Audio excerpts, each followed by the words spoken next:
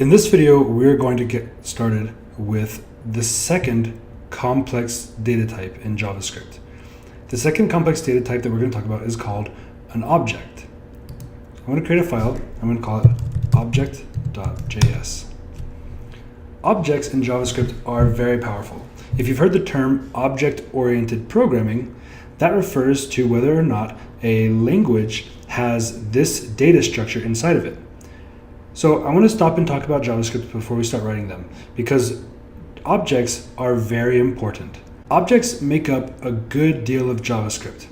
There are a lot of things in JavaScript that don't look like objects, but in the background, inside the computer, they're actually objects. You don't need to worry about that right now, but you just need to understand that objects are very important. So what is an object? An object is a data structure that has key value pairs. What does that mean?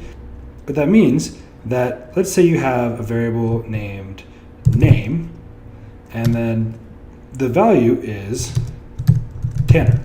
So this is kind of like saying this is a variable and this is its value.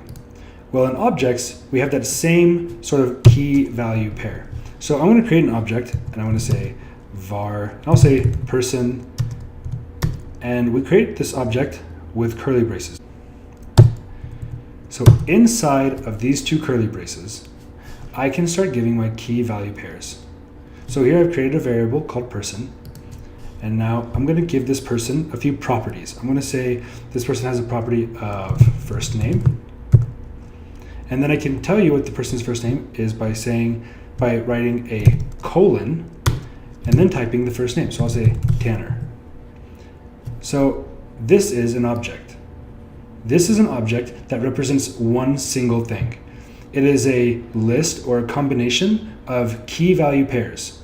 So just like an array is a list of individual values, an object is a list of properties that ultimately make up one thing. In this case, this object represents one person.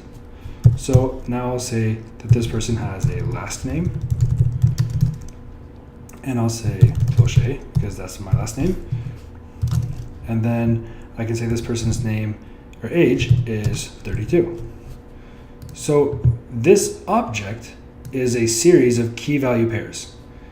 It has a first name, a last name, and an age property, and its values are on the right side of this colon. And just like an array, they're separated with a comma. And it's common to see objects written like this with a new property on each line. So that is a short introduction to objects. It is a series of key value pairs with the key and the value separated by a colon, and they're contained by curly braces. It's that simple. That's it. So let's move on and let's talk a little bit more about objects.